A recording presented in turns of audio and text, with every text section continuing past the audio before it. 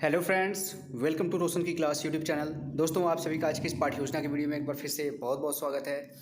आज की इस वीडियो में हम देखने वाले हैं नागरिक शास्त्र यानी कि पॉलिटिकल साइंस की यहाँ पे पाठ्य योजना। तो पूरी वीडियो देखिएगा। बस इतना रिक्वेस्ट रहता है आप लोगों से कि वीडियो के माध्यम से मैं जो कुछ भी इन्फॉर्मेशन, जो कुछ भी नॉलेज आप तक प्रोवाइड करना चाहता हूँ, आपको देना चाहता हूँ, वो आप तक पूरी नॉलेज पहुँचे। आधी अधूरी नॉलेज से कोई मतलब नहीं होता, इसलिए पूरी वीडियो देखिएगा। और अगर वीडियो देखने के बाद अगर आप लोगों को लाभ मिलता है, इस वीडियो से हेल्प मिलती है इस वीडियो के माध्यम से, तो प्लीज़ वीडियो को लाइक करिएगा। और ऐसी वीडियो देखने के लिए रोशन की क्लास यूट्यूब चैनल को सब्सक्राइब जरूर करके रखिए। नीचे सब्सक्राइब बटन उस पर क्लिक करके सब्सक्राइब कर लीजिए। साथ ही साथ बेल आइकन दबा के जरूर रखिए। तो चलिए दोस्तों, देर नहीं करते हैं, शुरू करते हैं आज की वीडियो। देखिए यहाँ पे जैसे लिखा गया पाठ्य योजना संख्या 26। वैसे तो आप लोगों को रोशन की क्लास यूट्यूब चैनल पे सामाजिक विज्ञान की कम से कम 100 के लगभग 90 से 100 के बीच में आप लोगों को लेसन प्लान देखने को मिल जाएंगे, अलग अलग उप विषय के, जैसे भूगोल के, इतिहास के, नागरिक शास्त्र के। लेकिन यहाँ पे आज नागरिक शास्त्र है, तो यहाँ पे हम नागरिक शास्त्र की बात करते हैं। नेक्स्ट आपको विद्यालय का नाम लिखना है, जिस विद्यालय में आप पाठ्य योजना पढ़ाने के लिए जाएंगे। ठीक, उसके छात्राध्यापक या फिर छात्राध्यापिका का नाम, लड़की हैं तो छात्राध्यापिका का नाम, लड़के हैं तो छात्राध्यापक का नाम। डेट लिखना है, जिससे ये पता चलता है आपने किस डेट में कौन सी पाठ्य योजना पढ़ाई। विषय है नागरिक शास्त्र का, कक्षा है 8वीं, वर्ग है अ, कालांश है 5वां। आपका जो भी कालांश होगा उसको लिखिएगा। कालांश को ही चक्र कहते हैं, दोनों चीज़ सेम है। इसका मतलब ये होता है पीरियड, यानी कि जिस पीरियड में आप जाएंगे, पहले, दूसरे, तीसरे, चौथे, पाँचवें, छठवें, जिसमें जाएंगे उसका नंबरिंग यहाँ पे करना होता है। अवधि है 40 मिनट का। आपका जो भी समय आपको कॉलेज वाले दें वो लिखिएगा। वैसे जनरली 30 से 40-45 मिनट तक देते हैं समय। अब आप देखिए, हमारा आज का जो प्रकरण है वो है संचार माध्यम। काफ़ी अच्छा टॉपिक है, बहुत ही अच्छे तरीके से आप पढ़ा सकते हैं। अब नेक्स्ट हेडिंग आता है सामान्य उद्देश्य। सामान्य उद्देश्य के सामने देखिए लिखा गया है यहाँ पे पूर्ववत। पूर्ववत का मतलब ये होता है कि सामान्य उद्देश्य, इसके पहले किसी भी लेसन प्लान में नागरिक शास्त्र के कोई भी सामान्य उद्देश्य लिखे हों, या फिर सामाजिक विज्ञान के या फिर सामाजिक अध्ययन के लेसन प्लान बनाए उसके पहले कभी, उसमें जो भी आपने सामान्य उद्देश्य लिखा हुआ है वो सारी चीज़ें यहाँ पे इंक्लूड हो जाएंगी पूर्ववत लिखते ही। क्योंकि सामान्य उद्देश्य आपका समय, जब सब्जेक्ट बदलता है तभी बदलता है। जगह अगर समाज विज्ञान है तो सामान्य उद्देश्य सेम होगा। इसका मतलब ये होता है कि सामान्य उद्देश्य में वो पॉइंट लिखने होते हैं जब आप कोई विषय पढ़ा रहे हैं। जैसे हिंदी पढ़ा रहे हैं तो हिंदी पढ़ाने के बाद बच्चों में क्या क्या डेवलपमेंट करना चाहते हैं, उनको किस तरीके की नॉलेज देना चाहते हैं।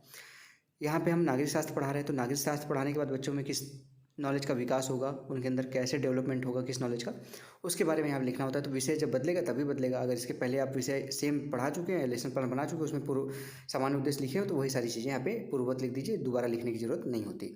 अगली हेडिंग है विशिष्ट उद्देश्य। इसमें आपका जो टॉपिक होता है, जैसे हमारा आज का टॉपिक क्या है, संचार माध्यम। तो इसको पढ़ाने के बाद बच्चे क्या क्या सीखने वाले हैं उसके बारे में विशिष्ट उद्देश्य में लिखना होता है। तो देखिए यहाँ पे पहला पॉइंट है ज्ञानात्मक उद्देश्य। पहला हेडिंग ज्ञानात्मक उद्देश्य होता है विशिष्ट उद्देश्य में। तो यहाँ पे देखिए लिखा गया छात्र संचार माध्यम के बारे में जानकारी प्राप्त कर सकेंगे। दूसरा पॉइंट है छात्र संचार माध्यम के बारे में प्रत्यास्मरण कर सकेंगे। अगली हेडिंग है बोधात्मक उद्देश्य।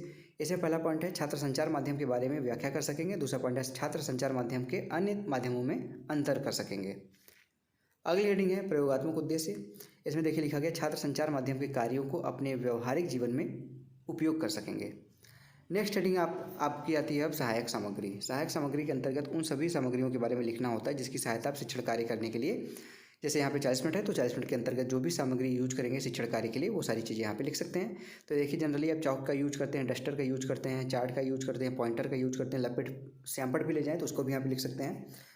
और अगर आप टीचिंग कर रहे हैं तो जाहिर सी बात है कि सारी चीज़ें ले जाइए, जिससे आपको फ्यूचर में सोचेंगे आप कि हाँ हमने टीचिंग की थी अच्छे से, तो आपको फ्यूचर में भी वो सारी चीज़ें काम में आएंगी।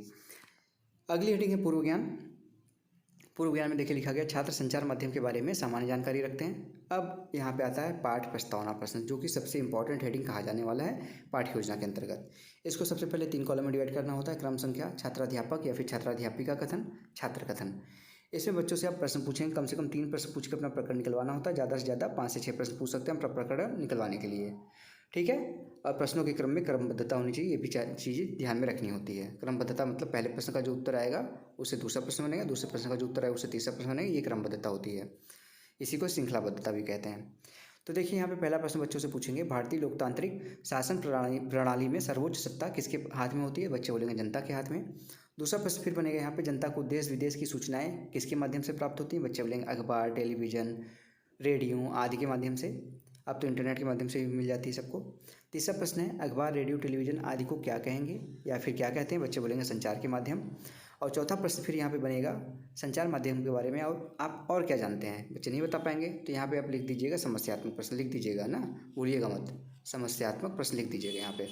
जैसे समस्यात्मक प्रश्न होगा अपना उद्देश्य कथन बोलिए आप। उद्देश्य कथन में देखिए यहाँ पे लिखा गया है, बच्चों आज हम संचार माध्यम के बारे में अध्ययन करेंगे। अब बच्चों को पता चल गया कि वो आप उनको संचार माध्यम के बारे में पढ़ाने वाले हैं, तो उसको आप प्रस्तुत कर सकते हैं, जिसमें देखिए यहाँ लिखा गया आदर्श पाठ प्रस्तुतिकरण।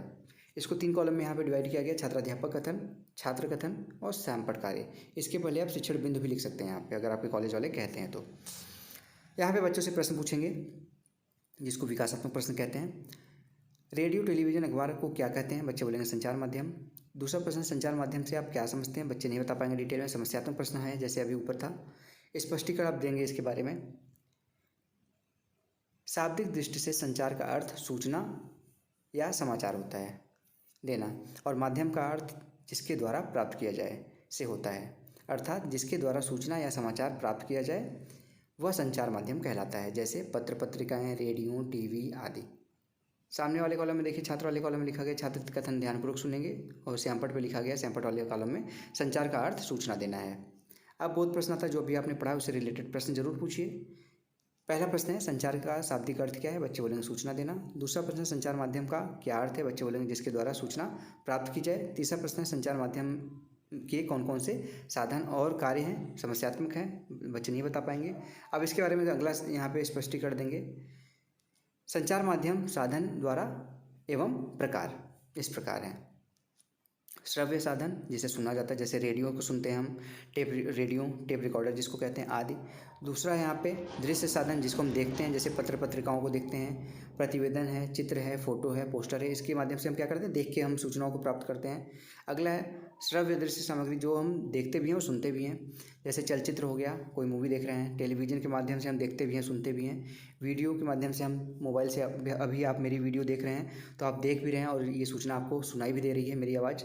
तो ये हो गया दृश्य श्रव्य साधन। अब इसके बाद संचार माध्यम के कार्य इस प्रकार हैं। पहला सूचना देना, दूसरा मूल्यांकन करना, तीसरा प्रभावित एवं प्रोत्साहन करना, चौथा संचार माध्यम के अन्य कार्य। अब सामने वाले कॉलम में देखिए वही लिखा गया, छात्र कथन को ध्यानपूर्वक सुनते हैं, श्रव्य साधन, रेडियो, टेलीविज़न, टेप रिकॉर्डर, ये सारी चीज़ें आप जो इंपॉर्टेंट है उसको सैंपल पे भी आप लिख सकते हैं।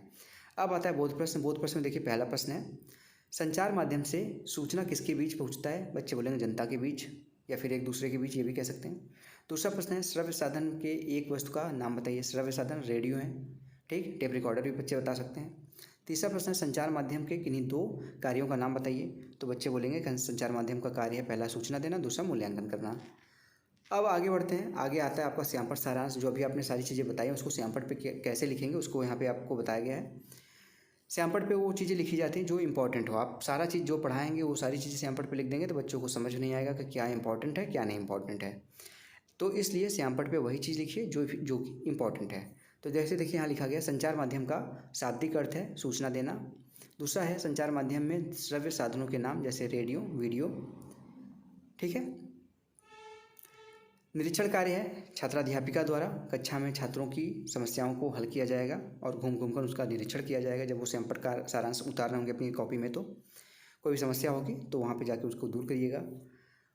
अगर किसी एक बच्चे को समस्या है तो उसी के पास जाके दूर कर दीजिए। अगर कोई एक समस्या ऐसी है जो सारे बच्चों को या काफ़ी बच्चों को आ रही है तो उसको सैंपट पे जाके एक साथ सभी की समस्याओं को दूर कर दीजिए। मूल्यांकन प्रश्न आता है यहाँ पे, ध्यान दीजिएगा।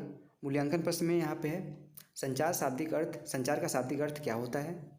मूल्यांकन प्रश्न इसलिए किया जाता है कि आपने जिस तरीके से बच्चों को पढ़ाया है क्या वो बच्चों को समझ में आया है, इसका मूल्यांकन करते हैं प्रश्नों के द्वारा। इससे बच्चों का भी मूल्यांकन होता है और साथ ही साथ आपके पढ़ाने के तरीके का भी मूल्यांकन होता है। दूसरा प्रश्न यहाँ पे, संचार माध्यम हमारे लिए किस प्रकार उपयोगी है? और तीसरा यहाँ पे प्रश्न है, श्रव्य माध्यम के 2 नाम बताओ। लास्ट में यहाँ पे गृह कार्य नहीं देखी, हेडिंग भूल गया बच्चा, नहीं लिखा है, यहाँ पे गृह कार्य लिख लीजिएगा, गृह कार्य कर लीजिएगा यहाँ पे एक हेडिंग, और यहाँ पे कोई प्रश्न ले लीजिएगा। जैसे यहाँ पे एक प्रश्न मैं बता देता हूँ, ध्यान से लिख लीजिएगा। गृह कार्य में आपको प्रश्न देना है बच्चों, संचार माध्यम के 3 प्रकारों के कुछ उदाहरण घर से लिख के ले आइए। तो ये हो जाएगा गृह कार्य। लास्ट में यहाँ पे सुझाव है, पर्यवेक्षक जो आपका यहाँ पे एग्जामिनर होगा वो सुझाव देगा। अगर आपके द्वारा अच्छे तरीके से पढ़ाया गया कोई चीज़ तो वो भी यहाँ पे बड़ाई की जाएगी। अगर आपके द्वारा कोई कमी की गई है पाठ्य योजना पढ़ाने में तो वो भी यहाँ पे सुझाव दिया जाएगा, ठीक है। तो ये था दोस्तों आज का लेसन प्लान। अगर आज का लेसन प्लान आप लोगों को लाभदायक लगा हो, हेल्प मिली हो इस लेसन प्लान से तो प्लीज़ वीडियो को लाइक करिएगा। ऐसे ही वीडियो डेली बेसिस पे देखने के लिए रोशन की क्लास यूट्यूब चैनल को सब्सक्राइब जरूर कर लीजिए। नीचे काला कलर का सब्सक्राइब बटन होगा, उस पर क्लिक करके सब्सक्राइब कर लीजिए। साथ ही साथ बेल आइकन जरूर दबा के रखिए, जिससे मैं आप लोगों के लिए कोई वीडियो यहाँ पे अपलोड करता हूँ तो उसकी नोटिफिकेशन आप तक पहुँचती रहे। और अगर इस वीडियो की आप लोगों को पीडीएफ चाहिए तो रोशन की क्लास टेलीग्राम चैनल पर जाइएगा, वहाँ पे बिल्कुल फ्री में मैं वीडियो के लिंक के नीचे, जैसे आज का हमारा लेसन प्लान का नाम क्या है, संचार माध्यम, तो संचार माध्यम पाठ्य योजना के नाम से मैं वहाँ पे अपलोड कर दूँगा इसका पीडीएफ भी। तो दोस्तों अगर मेरा कार्य अच्छा लगा हो तो प्लीज़ वीडियो को लाइक जरूर करिएगा। ऐसी वीडियो देखने के लिए रोशन की क्लास यूट्यूब चैनल से जुड़ जाइए, बिल्कुल फ्री है। नीचे सब्सक्राइब बटन उस पर क्लिक करके सब्सक्राइब कर लीजिए, साथ ही साथ बेल आइकन जरूर दबा के रखिए। तो स्टूडेंट्स मिलते हैं नेक्स्ट वीडियो में, तब तक के लिए आप सभी का बहुत बहुत धन्यवाद। जय हिंद, वंदे मातरम।